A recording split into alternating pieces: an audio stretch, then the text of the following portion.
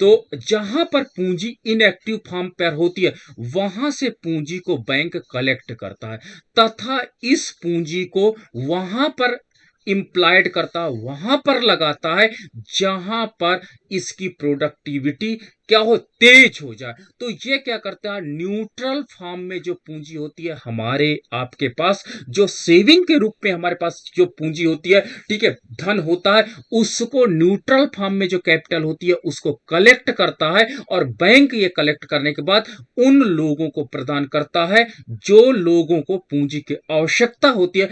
इस प्रकार बैंक का रोल मात्र इतना हो जाता है कि इनएक्टिव कैपिटल को कलेक्ट करना और एक्टिव फॉर्म में इसे कन्वर्ट कर देना। ठीक है, बैंक कुछ नहीं करता, बैंक केवल आपके पास जो न्यूट्रल फॉर्म में पूंजी है, धन है, उसको लेता है तथा उत्पादकों को प्रोवाइड करता है जो एक्टिव फॉर्म में पूंजी को कन्वर्ट कर देते हैं। तो बैंक वास्तव में वित्त का स्रोत है, ठीक है, धन का स्रोत है, फाइनेंस का स्रोत है, जो वास्तव में लोगों की बचतों को अपने पास इकट्ठा करता है, ठीक है, और उसे वास्तव में प्रोडक्टिव एक्टिविटी में इन्वॉल्व कर देता है।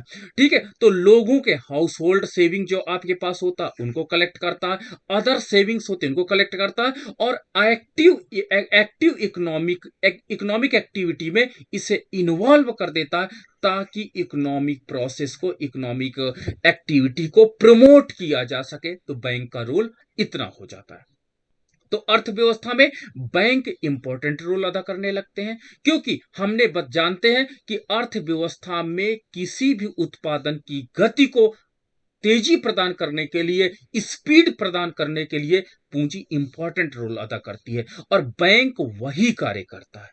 वो आपको, जो आपके पास श्रम तथा पूंजी है उसके बीच की अंतर क्रिया को, इंट्रैक्शन बिटवीन, ठीक है, लेबर एंड लैंड के जो इकोनॉमिक एक्टिविटी का इंट्रैक्शन है उसकी स्पीड को हाई कर देता है, उसकी स्पीड को फास्ट कर देता है। That is called bank. तो बैंक एक वाइड कॉन्सेप्ट हो जाता है जो अर्थव्यवस्था में वास्तव में पूंजी जैसे एक महत्वपूर्ण साधन को उत्पादन प्रक्रिया में ऐड कर देता है। आज हम लोग देखते हैं कि जो हमारे देश में बैंक्स ओपन किए गए, ठीक है, सबसे पहले आपका केंद्रीय बैंक होता है, जो भारत में केंद्रीय bank reserve bank of India है। ठीक है, केंद्रीय बैंक होता है, देश में जो मॉनेटरी पॉलिसी होती है वो देश के, जो आपके पास प्लानिंग कमीशन होते हैं, जो देश में नीति आयोग के उद्देश्य होते हैं उसके अनुरूप वो प्लानिंग करती है और उसको कहते हैं मौद्रिक नीति। आपने फिशर का सिद्धांत देखा कि फिशर का सिद्धांत कितना इंपॉर्टेंट हो जाता है। फिशर कहते हैं कि अर्थव्यवस्था में जो आपके पास कमोडिटी का प्राइस होता है, it will be depend upon, किस पे डिपेंड करता है, सप्लाई ऑफ मनी पर डिपेंड करता है। और सप्लाई ऑफ मनी अगर बढ़ेगी तो उसी प्रोपोर्शनेट में प्राइस बढ़ेगा और मनी घटेगी तो उसी प्रोपोर्शनेट में मनी भी डिक्लाइन करती है। ठीक है, जिस प्रोपोर्शनेट में मनी बढ़ेगी उसी प्रोपोर्शनेट में प्राइस बढ़ता है और जिस प्रोपोर्शनेट में मनी डिक्लाइन करती है उसी प्रोपोर्शनेट में प्राइस डिक्लाइन करता है। और आधुनिक अर्थव्यवस्था का सबसे बड़ा मेजर फैक्टर अगर हम लोग माने तो कौन सा मेजर फैक्टर है, प्राइस मेजर फैक्टर है। टू, ठीक है, प्राइस मेजर फैक्टर कौन सा है, प्राइस है, टू डिटरमाइन द इन्वेस्टमेंट। कौन जो डिटरमाइन करता है, क्या, इन्वेस्टमेंट को डिटरमाइन करता है। और कीन्स के अनुसार अर्थव्यवस्था में जो राष्ट्रीय आय तथा रोजगार को, एम्प्लॉयमेंट तथा नेशनल इनकम को डिटर्मिनेशन का जो कार्य करता है वो वास्तव में इन्वेस्टमेंट ही डिटरमाइन करता है। ठीक है, प्राइस इसमें एक क्या होता है, मेजर रोल प्ले करता है। प्राइस से प्रॉफिट हमारा डिटरमाइन होता है और इस प्रॉफिट से हमारा इन्वेस्टमेंट डिटरमाइन होता है। तो इस प्रकार जो फिशर का आपका सिद्धांत हो जाता है वो वास्तव में वेरी इंपॉर्टेंट या क्रुशियल सिद्धांत हो जाता है कि इकोनॉमी में सप्लाई ऑफ मनी क्या करती है, वो प्राइस ऑफ कमोडिटी को डिटरमाइन करती है और प्राइस ऑफ कमोडिटी प्रॉफिट को डिटरमाइन करता है और प्रॉफिट इन्वेस्टमेंट की दशा तथा दिशा को निर्धारित करती है। ठीक है, और जिस इससे मल्टीप्लायर काम करता, एम्प्लॉयमेंट और नेशनल इनकम डिटर्मिनेशन हो जाता। तो बैंक का मेन रोल होता है, मनी से स्टार्ट होता है। तो अब आपको समझ में आ गया होगा कि बैंक इकोनॉमी में सबसे ज्यादा इस समय इंपॉर्टेंट हो चुके हैं।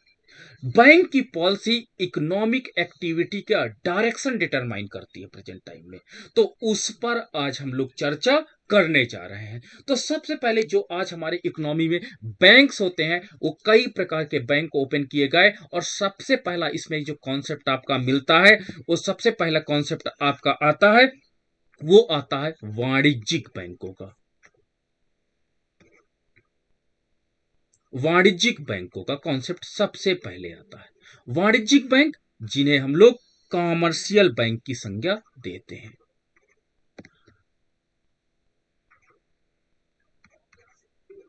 कॉमर्शियल बैंक की संज्ञा देते हैं। कॉमर्शियल बैंक वो बैंक होते हैं जो किसी व्यापारी का, वाणिज्य मतलब व्यापार, व्यापारी को व्यापार की एक्टिविटी को संपन्न करने के लिए लोन प्रोवाइड करते हैं या पूंजी प्रोवाइड करते हैं। ठीक है, तो व्यापारिक क्रियाओं को संपन्न करने के लिए बैंक क्या करते हैं, कॉमर्शियल बैंक लोन देते हैं। लेकिन प्रेजेंट टाइम में वास्तव में इनका एरिया केवल व्यापारिक क्रियाओं को लोन देना न रह करके अन्य क्रियाओं को भी लोन प्रदान करते हैं। ठीक है, इसलिए क्या होता है कि भारत में जो आपके पास कॉमर्शियल बैंक हैं, उनके उद्देश्य अब काफी अधिक विस्तृत हो चुके हैं। पहले इनके उद्देश्य लिमिटेड थे, और पहले यहां तक लिमिटेड थे कि ये केवल अल्पकालिक उधार प्रदान करते थे, अल्पकालिक उधार प्रदान करने का कार्य करते थे, अल्पकालिक उधार प्रदान करते थे, और शॉर्ट रन पूंजी को उपलब्ध कराते थे, ताकि व्यापारिक एक्टिविटी इसके अंतर्गत संपन्न हो सके। ठीक है, लेकिन बाद में इन्हों का वास्तव में एरिया काफी अधिक बढ़ता चला गया। ठीक है, आज हम देखते हैं कि जो भारत में बैंक हैं, वो वास्तव में ऋण प्रदान करते हैं, और ऋण के अलावा ये लोग बैंक जमा स्वीकार करते हैं। बैंक जमा स्वीकार करने के अलावा चेकों का संग्रह करते हैं, चेक का भुगतान करते हैं, और इसके अलावा ये क्या करते हैं, एजेंसी संबंधी कार्य भी करते हैं। तो इस प्रकार आज के परिप्रेक्ष्य में इन बैंकों का रोल लगातार बढ़ता चला जा रहा है। ठीक है, प्रोफेसर चैंडलर हुए, उन्होंने कहा कि बैंक, इन कॉमर्शियल बैंकों को वास्तव में कॉमर्शियल बैंक करना वर्तमान में मुनासिब नहीं है, बल्कि इनका क्या होता है, इनको अन्य नामों से पुकारा जाना चाहिए। लेकिन वास्तव में इनका मेन एक्टिविटी तो वास्तव में कॉमर्स को डेवलपमेंट करना होता है, कॉमर्शियल एक्टिविटी को संपन्न करना होता है। इसलिए आज भी इनको हम लोग क्या होते हैं, कहीं पर भी बैंक की बात करते हैं तो कॉमर्शियल बैंक के नाम से जाना जाता है। ठीक है, तो पहला कॉन्सेप्ट आपका क्लियर हुआ कि जो भारत में आपके पास आपका कॉमर्स से संबंधित एक्टिविटी को संपन्न करने के लिए बैंक ओपन किए गए, वो वास्तव में आपके पास कौन से बैंक थे, ये कॉमर्शियल बैंक थे, और इनका उद्देश्य था अल्पकालिक शॉर्ट रन लोन को प्रोवाइड करना। ठीक है, शॉर्ट रन लोन को प्रोवाइड करना इनका टारगेट था। ठीक है, अब अलग बात है कि इस समय ये लोग 5 साल या 10 साल के लिए हाउस लोन या क्या कहते हैं पर्सनल लोन प्रोवाइड कर रहे हैं, लेकिन वास्तव में इनका प्रारंभिक टारगेट है कि ये शॉर्ट लोन पर ज्यादा अधिक फोकस करते हैं। ठीक है, दूसरा आपका बैंक आता है औद्योगिक बैंक, इंडस्ट्रियल बैंक, औद्योगिक बैंक। जब हम पूंजीवादी अर्थव्यवस्था की बात करते हैं तो वहां पर इंडस्ट्रियल बैंक का कॉन्सेप्ट आना अनिवार्य हो जाता, और इस प्रकार का जो इंडस्ट्रियल बैंक है वो सबसे ज्यादा डेवलप्ड कंट्री में हमको देखने को मिलता है। ठीक है, डेवलप्ड कंट्री में इस प्रकार के बैंक देखने को हमको सबसे ज्यादा मिलता है। इन बैंकों का उद्देश्य क्या था, मध्यमकालीन मध्यमकालीन तथा दीर्घकालीन लोन प्रोवाइड करना था। ठीक है, mid term and long term loan provide करना था। और ये अधिकतर क्या करते थे, इंडस्ट्रियल सेक्टर को लोन प्रोवाइड करते थे to establish the new firm, ठीक है, या उनके कच्चे माल की व्यवस्था के लिए, मशीनों के लिए, आदि के लिए लोन प्रोवाइड कर सके। ठीक है, अधिकतर औद्योगिक बैंकों के तीन प्रकार के कार्य देखे गए हैं। तीन प्रकार के कार्य ये अधिकतर संपादित करते हैं। पहला कार्य इनके अंतर्गत आता है दीर्घकालीन जमा प्राप्त करना, दीर्घकालीन जमा स्वीकार करना। दूसरा हमारे पास बैंक आपका इनका उद्देश्य होता है, ठीक है, औद्योगिक कंपनियों की ऋण संबंधी आवश्यकताओं को पूरा करना। औद्योगिक कंपनियों को इनका टारगेट कौन रहता है, जो फर्में होती है उनको लोन प्रोवाइड करते हैं। तो औद्योगिक कंपनियों को क्या करते हैं, ऋण प्रदान किया जाता है।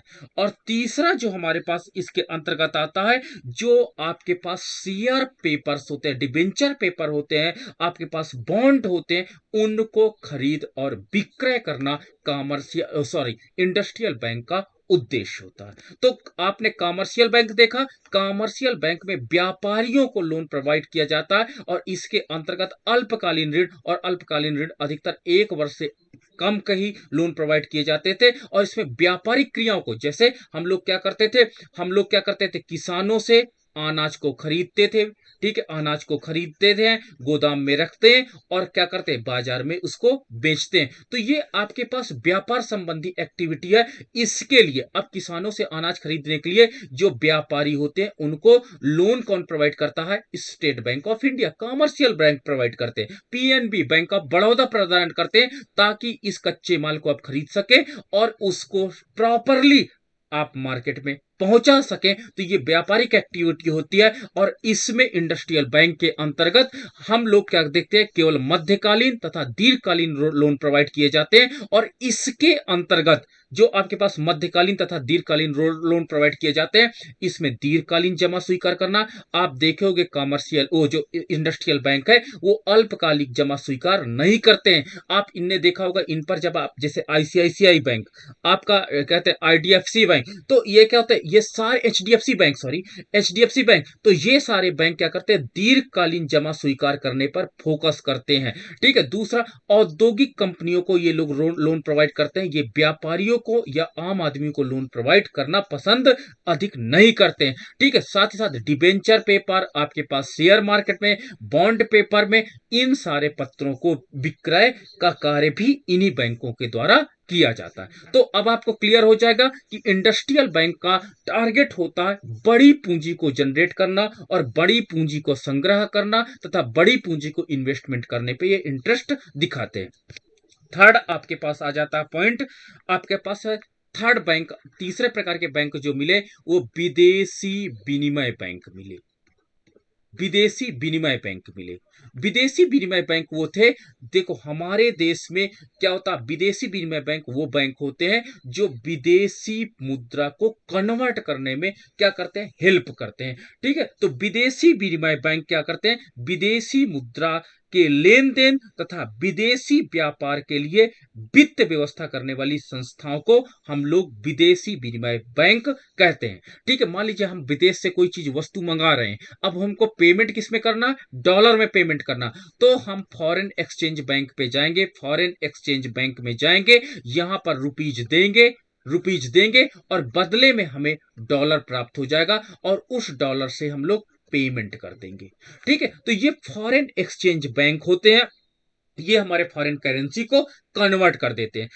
दूसरा क्या होता है कि जैसे हम विदेश से आते हैं तो अपने पास क्या होते हैं, विदेशी मुद्रा लेकर के आते हैं, इन बैंकों पे अपनी मुद्रा को कन्वर्ट कराते हैं और वो रुपीज हमको प्रदान करते हैं। तो ये क्या करते हैं, फॉरेन एक्सचेंज बैंक होते हैं जो विदेशी व्यापार को संचालित करने के लिए मनी संबंधी सारी क्या होती जरूरतों को हमें पूरा करते हैं। इसे हम लोग विदेशी कहते हैं विनिमय बैंक के नाम से जाना जाता है। आजकल विदेशी बैंक साधारण वाणिज्यिक बैंकों के समान, ठीक है, अन्य कार्य भी करने लगे हैं। यानी ये जो विदेशी बैंक है ये अन्य कार्यों में भी इन्वॉल्व हो चुके हैं।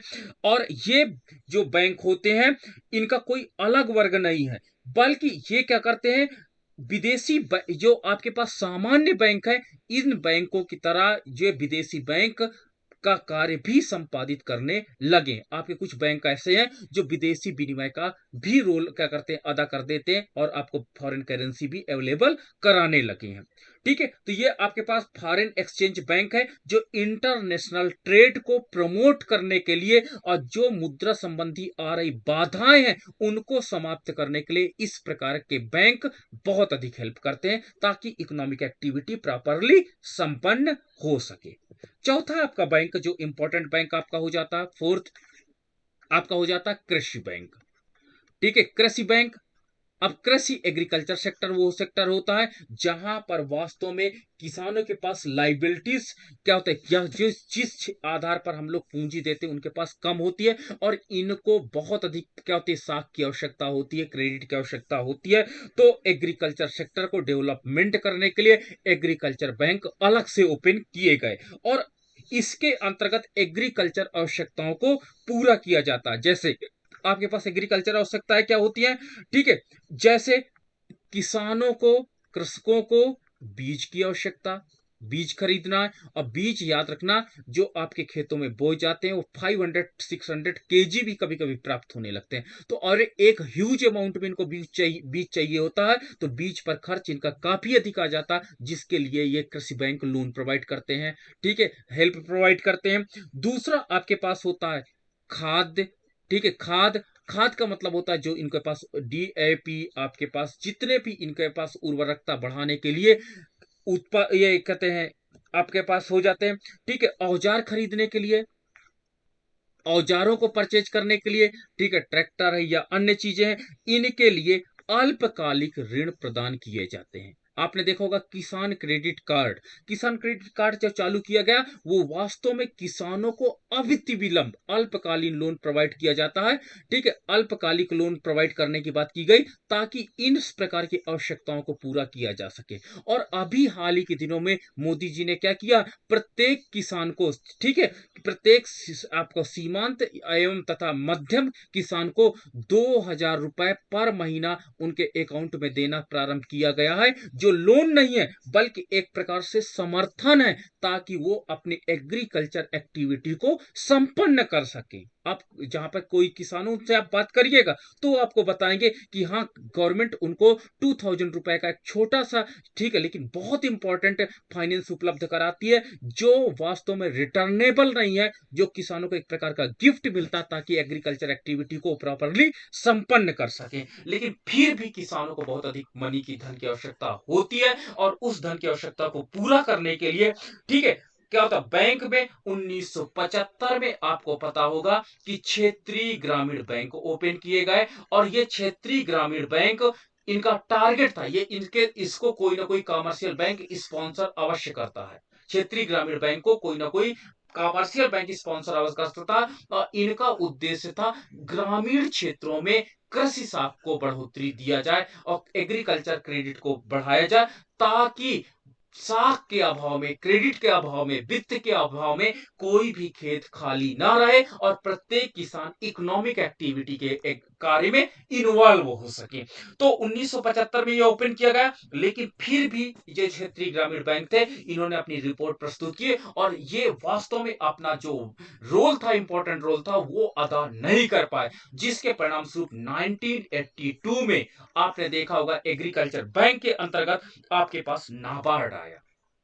नाबार्ड 19 जुलाई 1900, ठीक है, आपके पास 1982 में जो नाबार्ड आया, और ये नाबार्ड जो था ये नेशनल आपका bank for agriculture and rural development की स्थापना की गई, ताकि agriculture sector and allied sector का मतलब होता अन्य कृषि क्षेत्र से जुड़े हुए सेक्टर्स को लोन प्रोवाइड करना, ताकि एग्रीकल्चर सेक्टर प्रॉपरली डेवलपमेंट हो सके।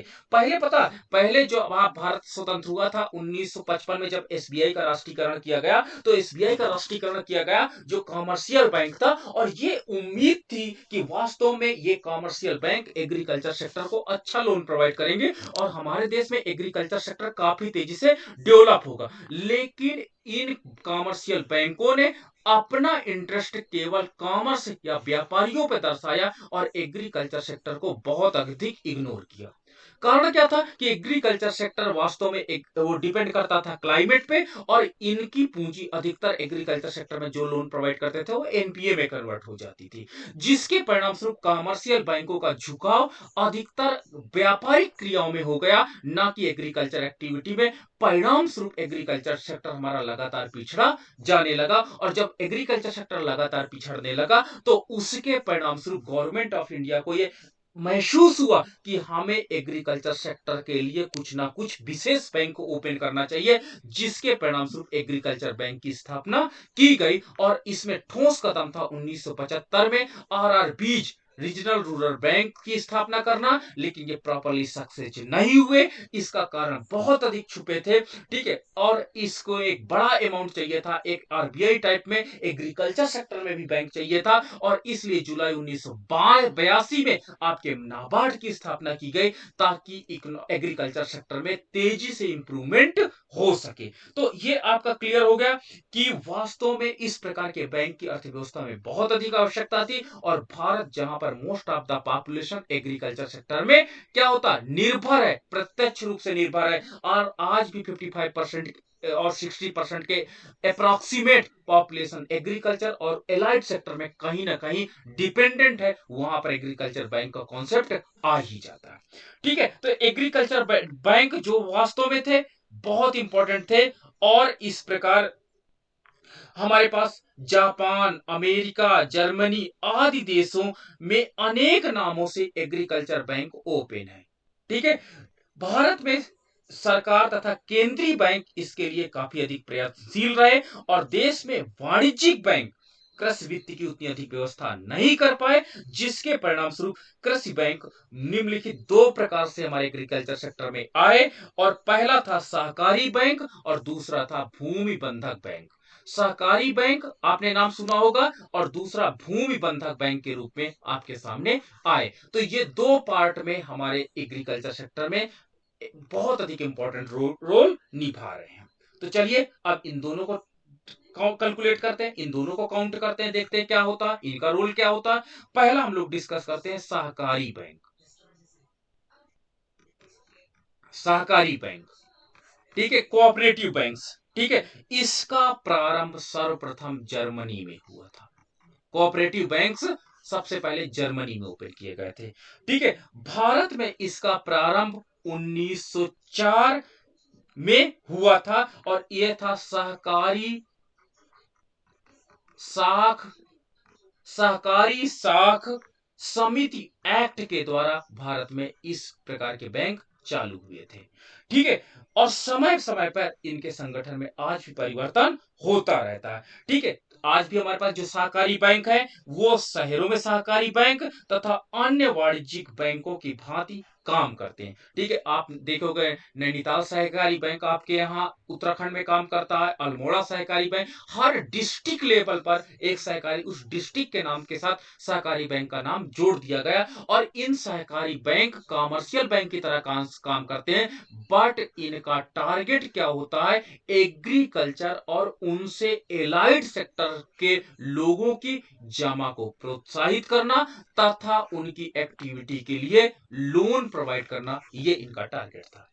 जहां कमर्शियल बैंक देने में आनाकानी करते हैं लोन, वहीं पर सहकारी बैंक उन सेक्टर्स में तेजी से आते हैं और लोन प्रोवाइड करते हैं, ताकि एग्रीकल्चर सेक्टर को क्या हुआ डेवलप किया जा सके। तो इस प्रकार जो हमारे पास सहकारी बैंक का कॉन्सेप्ट है वो बहुत अधिक पॉपुलर हुआ, और अर्थव्यवस्था में बहुत अधिक रोल इसने निभाया भी। और इस प्रकार जो हमारे पास सहकारी ऋण संस्थाएं हैं, वर्तमान में सहकारी ऋण संस्थाएं सहकारी ऋण संस्थाएं वो दो पार्ट में काम कर रही हैं। ठीक है, पहला आपके पास है ग्रामीण सहकार ग्रामीण सहकारी ऋण संस्थाएं, और दूसरा आपके पास है, फर्स्ट आपका ग्रामीण और दूसरा आपके पास है शहरी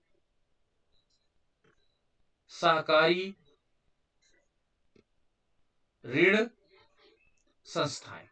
दो प्रकार के हैं, लेकिन आज आपसे अगर ये प्रश्न पूछा जाता क्या सहकारी ऋण संस्थाएं शहरों में है, आप बोलेंगे यस। लेकिन शहरों से ज्यादा ये सफल हुई गांव में, क्योंकि एग्रीकल्चर एंड एलाइड सेक्टर जो गांव में थे वो बहुत ज्यादा थे।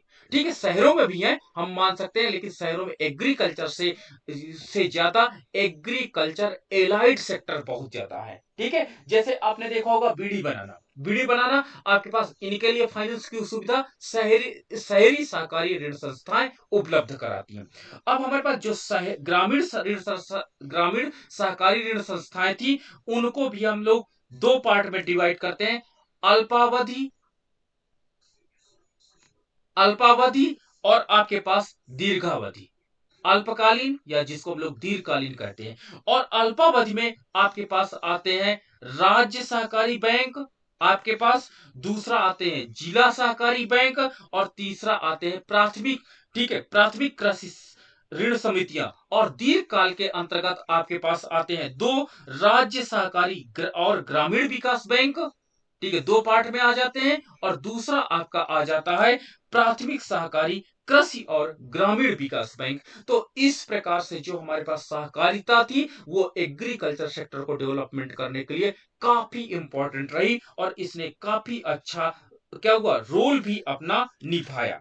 ठीक है, दूसरी मैं बात करता हूं देसी बैंकर्स की, बात करता हूं भूमि विकास बैंक की, बात करता हूं भूमि विकास बैंक।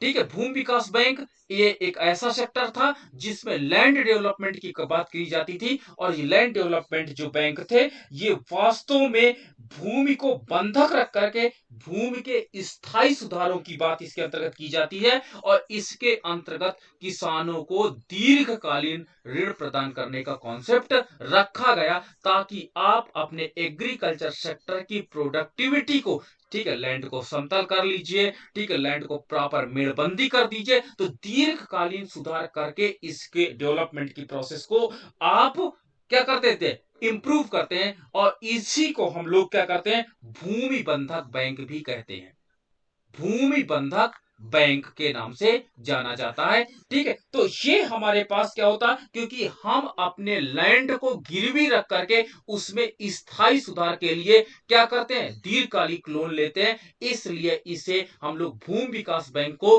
भूमि बंधक बैंक के नाम से, लैंड मॉर्गेज बैंक के नाम से जाना जाता है। इसकी सर्वप्रथम स्थापना की अगर मैं बात करता हूं तो 1882 को फ्रांस में हुई थी, फ्रांस में इसको सबसे पहले स्टेब्लिश किया गया था। और इन अब वर्तमान में हम देखते हैं कि सभी देशों में लगभग इस प्रकार के बैंक काम कर रहे हैं। ठीक है, और ये मिश्रित पूंजी वाले होते हैं। ठीक है, ऋण पत्रों या अन्य माध्यमों से ये बैंक पूंजी इकट्ठा करते हैं और अर्थव्यवस्था में कार्य करते हैं। तो ये वास्तव में अगर इन्हें हम लैंड भूमि बंधक बैंक की जगह पर इसे वर्तमान परिप्रेक्ष्य में लैंड डेवलपमेंट बैंक के नाम से जाना जाने लगा है। ठीक है, तो हमने एग्रीकल्चर सेक्टर के अंतर्गत दो प्रकार, कृषि बैंक के अंतर्गत हमने दो प्रकार के बैंकों की आपके साथ चर्चा किया, सहकारी बैंक की और भूमि विकास बैंक की चर्चा किया, जो दोनों का अलग अलग इंपॉर्टेंट रोल होता है। सहकारी बैंक छोटी छोटी बचतों को कलेक्ट करता है और किसानों को छोटी छोटी नीड्स के लिए लोन प्रोवाइड करता है। वही भूमि विकास बैंक क्या होता है, एग्रीकल्चर सेक्टर के लिए दीर्घकालिक लोन प्रोवाइड करता है, और इसमें भूमि को हम गिरवी रख करके भूमि में स्थायी सुधार को संपन्न करके उसकी प्रोडक्टिविटी को इनहेंस करा जाता है, इसलिए लैंड इसको कहते हैं, क्या होता है, भूमि बंधक बैंक के नाम से भी जाना जाता है। अब हमारे पास अगला पॉइंट आ जाता है, अगला पॉइंट आ जाता है देसी बैंकर्स का एक कॉन्सेप्ट आ जाता है। ठीक है, देसी बैंकर्स आपने देखा होगा जो आपका सिस्टम होगा कि जब भारत में बैंकिंग सेक्टर डेवलप नहीं हुई थी, तो बैंकिंग सेक्टर न डेवलप होने के पूर्व हमारे पास जो साहूकार महाजन थे वही बैंकर्स का रोल अदा करते थे, और ये लोग क्या करते थे, बड़े ऊंचे ब्याज दर पर आपको लोन प्रोवाइड करते थे। ठीक है, जिसके परिणाम स्वरूप क्या होता था, ये बहुत अधिक मात्रा में ब्याज लेते थे, एक प्रकार से ये ब्याजीवी वर्ग था। लेकिन क्या होता, ये बैंक ही तरह काम करते थे, लेकिन इसमें भी एक प्रॉब्लम थी कि ये उद्देश्य नहीं इनका डिफाइन होता था कि हम किस उद्देश्य के लिए किसको कितना लोन प्रोवाइड कर रहे हैं, ये इनमें डिफाइन नहीं था, जिससे ये प्रॉब्लम आती थी। ठीक है, ये अल्पकालीन तथा दीर्घकालीन दोनों लोन प्रोवाइड करते थे, लेकिन भारतीय कंपनी अधिनियम के अंतर्गत इन्हें बैंक नहीं माना गया है। ठीक है, आप देसी बैंकर्स को बैंक की संज्ञा में नहीं लाएंगे, ठीक है, और ना ही इस पर कोई अधिनियम जो आरबीआई के एक्ट काम कर रहा है वो काम कर रहे हैं। तो आज भी जो देसी बैंकर्स के रूप में रोल अदा करते हैं, इनको हम लोग प्रॉपरली इसके अंतर्गत कैलकुलेट नहीं करते हैं। आपके पास 6 पॉइंट जो आपका आ जाता है, ठीक है, बचत बैंक का कॉन्सेप्ट आ जाता है, बचत बैंक। और बचत बैंक के अंतर्गत हम लोग आज देखते हैं कि भारत में जो सेविंग्स होती है उसको प्रमोट करने के लिए इस प्रकार के बचत बैंक के कॉन्सेप्ट को लाया गया, ताकि इकोनॉमी में लोगों की बचत को तेजी से इंप्रूव किया जा सके। और इसके अंतर्गत लोग आजकल तो आपने देखा होगा बचत बैंक के रूप में डाक खाने का बड़ा रोल इंपॉर्टेंट हो गया, और डाक खाना वर्तमान में बहुत अधिक बचतों को कलेक्ट करके सरकार को प्रोवाइड करता है और अर्थव्यवस्था के विकास में बड़ा योगदान देता है। तो बचत बैंक के कॉन्सेप्ट को भी लागू किया गया, और इसके अंतर्गत जो आपके पास कमर्शियल बैंक्स हैं वो बचत बैंक के रूप में काम करते हैं, आपके डाकघर हैं वो बचत बैंक के रूप में काम करते हैं, और इस प्रकार से इन बैंकों में अलग से बचत अकाउंट खोला जाता है ताकि लोगों की बचतों को इनहेंस किया जा सके। और सातवां कॉन्सेप्ट आपके पास आपका होता है केंद्रीय बैंक, जिसको सेंट्रल बैंक कहते हैं। केंद्रीय बैंक का कॉन्सेप्ट आपका आया, और देश का एक बैंक होता है और जिसके पास क्या होते हैं, एक जिम्मेदारी होती है देश में मौद्रिक नीति बनाने की, रुपये के संचालन करने की, और अन्य बैंकों के लिए रूल्स तथा रेगुलेशंस बनाने की। तो उस बैंक को हम लोगों ने केंद्रीय बैंक के रूप में जाना। तो आज हमने देखा टाइप्स ऑफ बैंक्स, आपने देखा टाइप्स ऑफ बैंक्स कितने थे। पहला बैंक था, मैंने आपको बताया, वाणिज्यिक बैंक। वाणिज्यिक बैंक जो व्यापारिक एक्टिविटी के लिए लोन प्रोवाइड कर रहे थे। दूसरा बैंक हमने देखा इंडस्ट्रियल बैंक, जो इंडस्ट्रियल एक्टिविटी के लिए लोन प्रोवाइड कर रहे थे। तीसरा बैंक हमने देखा विदेशी विनिमय बैंक। विदेशी विनिमय बैंक के अंतर्गत इंटरनेशनल ट्रेड को प्रमोट करने के लिए जो बैंक थे वो विदेशी बैंक हमने देखा। चौथा बैंक था एग्रीकल्चर बैंक। एग्रीकल्चर बैंक के अंतर्गत हमने दो प्रकार के बैंकों को स्टडी किया, सहकारी बैंक एंड भूमि विकास बैंक। आपका फिर हमने स्टडी जो आपके पास साथ किया वो किया देसी बैंकर्स को देखा। देसी बैंकर जो वर्तमान वो जो ग्रामीण साख को प्रदान करने में बहुत अधिक भूमिका निभाते हैं, लेकिन ज्यादा इनका इंपॉर्टेंट रोल अब नहीं रह गया है क्योंकि इनको बैंकिंग अधिनियम के अंतर्गत रजिस्टर्ड नहीं किया गया है। बचत बैंक इकोनॉमी में बचतों को प्रमोट करने के लिए इस प्रकार के बैंक चालू किए गए। इनको एक प्रकार से अलग विंडो दे दी गई, कमर्शियल बैंकों को, डाकघरों को, और केंद्रीय बैंक के कॉन्सेप्ट को लाया गया। और केंद्रीय बैंक देश का प्रधान बैंक था जो मौद्रिक नीति बनाने के लिए बहुत हद तक जिम्मेदार था। तो ये आज हमने डिस्कस किया, और अब हम डिस्कस करने जा रहे हैं आपके साथ working function of agriculture oh sorry commercial bank. वाणिज्यिक बैंकों के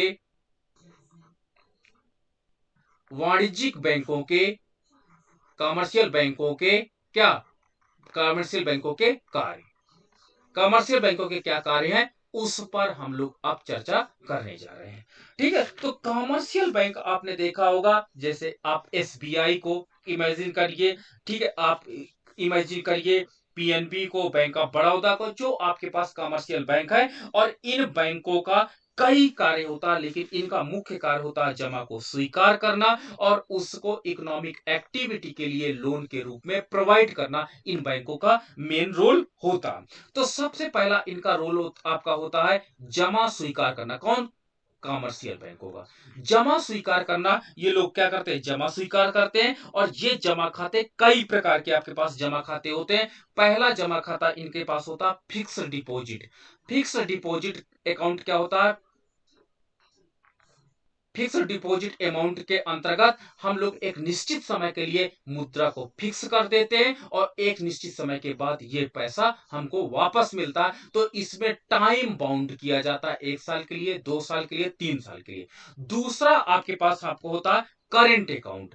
करेंट अकाउंट वो अकाउंट होता है जिसमें ब्याज की दर 0 होती है, 0% करेंट अकाउंट होता है। और ये अधिकतर व्यापारियों के लिए ओपन किया जाता है। ठीक है, जो आपने देखा होगा मार्केट में व्यापारी होते हैं, इन व्यापारियों के लिए करंट अकाउंट ओपन किया जाता है। और इस अकाउंट का उद्देश्य आप दिन में कितनी भी बार, कितने बार आप इसमें निकाल सकते हो पैसा और कितने बार इसमें पैसा जमा कर सकते हो। तो एक प्रकार से आपकी मनी सेफ रहती है, क्योंकि ऐसे आपके घरों में चोरी हो सकती है या अन्य एक्टिविटी संपन्न हो सकती है, लेकिन इसके अंतर्गत करंट अकाउंट के अंतर्गत आप क्या होते हैं, कितने भी बार आप पैसे को जमा करके निकाल सकते हो। तो यह करंट अकाउंट जिस पर ब्याज की दर 0 होती है, वो वास्तव में व्यापार संपन्न करने के लिए ओपन किया जाता है, और इसका उद्देश्य यही होता है, एकमात्र इसका उद्देश्य होता है, ताकि हम व्यापारिक एक्टिविटी को प्रमोट कर सकें।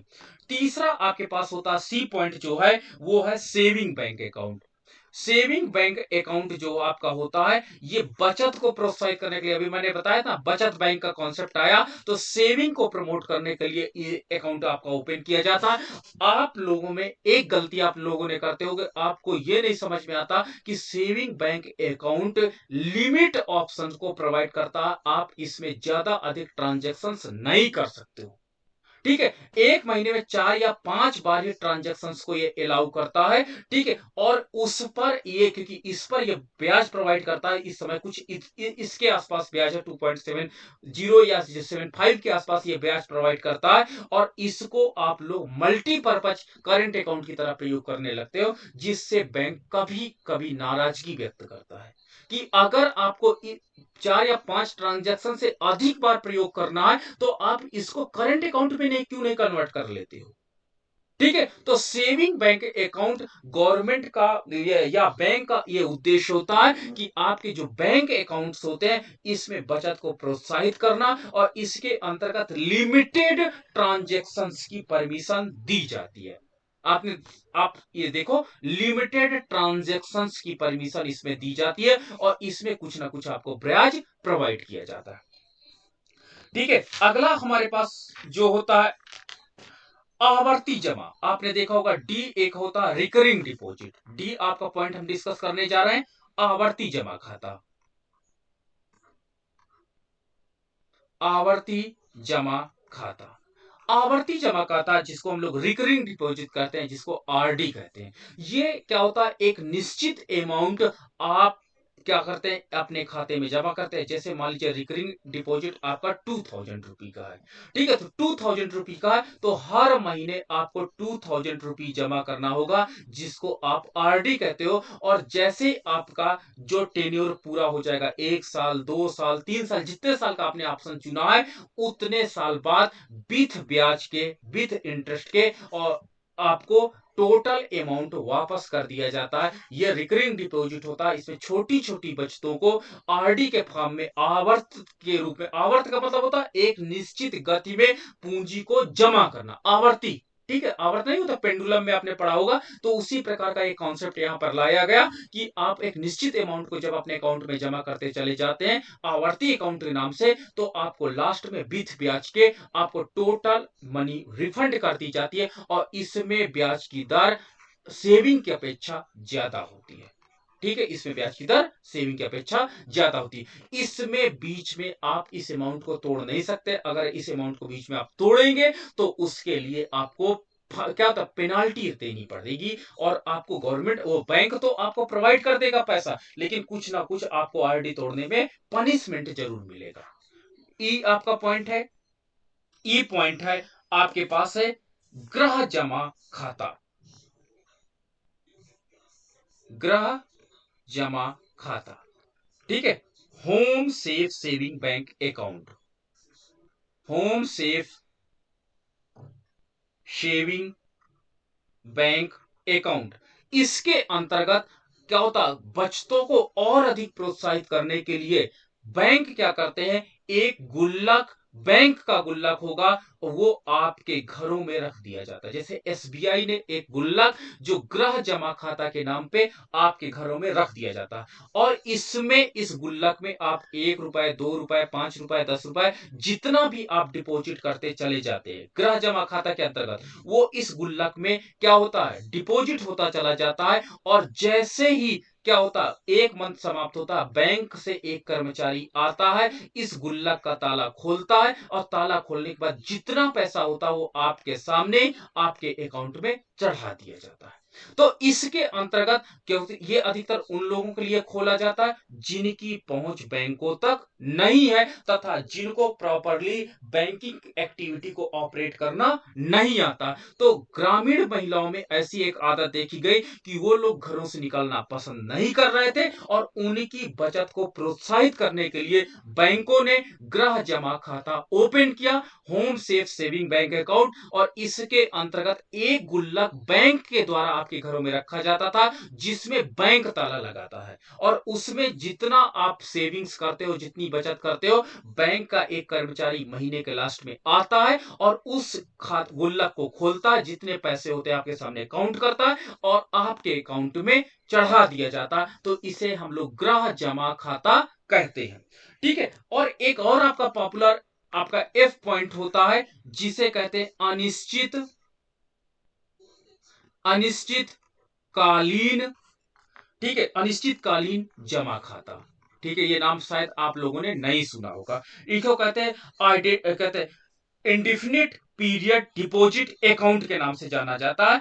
इस खाते के अंतर्गत अनिश्चित काल के लिए रकम जमा की जाती है। ठीक है, कुछ विशेष दशाओं में ये अमाउंट को निकाला जा सकता है। ठीक है, जमा करता केवल, जैसे मान लीजिए अनिश्चित काल के लिए मुझे नहीं पता कि मैंने 1 लाख रुपए क्या होता है अनिश्चितकालीन जमा खाते में मैंने जमा कर दिया और मुझे नहीं पता है कि यह कब निकाला जाएगा। इस पर भी ब्याज की दर ज्यादा होती है, लेकिन जब आपके पास अनसर्टेनिटी पड़ती है तो आप क्या करते हो, केवल और केवल ब्याज को ही आप निकाल सकते हो, अन्य एक अमाउंट को आप नहीं निकाल सकते हो। ठीक है, इस खाते में जमा रकम पर ब्याज बहुत ज्यादा मिलती है। ठीक है, परंतु ये खाते हमारे देश में आज भी प्रचलित नहीं है। अभी हमारे देश में ऐसा कोई अकाउंट नहीं ओपन किया गया। ये अब्रॉड में इस प्रकार का कॉन्सेप्ट बहुत अधिक चालू है। तो इस प्रकार हम देखें कि जो आपके पास कमर्शियल बैंक होते हैं, कमर्शियल बैंक का कार्य क्या होता है, वो सबसे पहले क्या करते हैं, काम जमा को स्वीकार करते हैं। ठीक है, और 1955 में जब एसबीआई आया, एसबीआई एक ऐसा बैंक है, आपके दिमाग में फिर एक कॉन्सेप्ट आता कि सर आखिर एसबीआई इतना पॉपुलर बैंक क्यों है, क्योंकि आज भी इसमें गवर्नमेंट की हिस्सेदारी 51% तथा अन्य की हिस्सेदारी 49% है। तो आज भी हमको लगता है कि इसमें गवर्नमेंट की लाइबिलिटीज बहुत ज्यादा है और इसलिए ये लोगों के क्या होता है, घरों तक पहुंच जाता है बैंक। ठीक है, इसमें 51% शेयर गवर्नमेंट का होने के कारण ये बहुत ज्यादा पॉपुलर बैंक हमारा माना जाता है। गवर्नमेंट के शेयर 51% है। ठीक है, तो ये 1955 में इसको राष्ट्रीयकृत किया गया था। फिर 1969 में आपने देखा होगा कि 14 अन्य बैंकों को क्या किया गया, 14 अन्य बैंकों को हम लोग राष्ट्रीयकृत किए गए। तो सबसे पहला बैंक था जो स्टेट बैंक ऑफ इंडिया था, इसको हम लोगों ने राष्ट्रीयकृत किया था और इसलिए आपने देखा होगा भारत में सबसे ये बड़ा कमर्शियल बैंक के रूप में आया। ठीक है, विश्व में सबसे बड़ा कमर्शियल बैंक आपका बैंक ऑफ बड़ौदा है। ठीक है, जिसका सिंबल उगता सूरज है। ठीक है, तो ये विश्व में सबसे ज्यादा जो ब्रांच है बैंक ऑफ बड़ौदा की है, लेकिन भारत में जो सबसे ज्यादा ग्रोइंग बैंक है आपका स्टेट बैंक ऑफ इंडिया है, कमर्शियल बैंक के अंतर्गत। इन बैंकों का मुख्य कार्य होता है जमा स्वीकार करना। जमा स्वीकार करते हैं फिक्स डिपॉजिट के रूप में, करेंट डिपॉजिट के रूप में, सेविंग बैंक अकाउंट के रूप में, आपके पास आवर्ती रिकरिंग डिपॉजिट के रूप में, home safe saving bank deposit के रूप में, अनिश्चितकालीन जमा खाता के रूप में, इतने। और इन बैंकों का दूसरा इंपॉर्टेंट काम होता है ऋण प्रदान करना।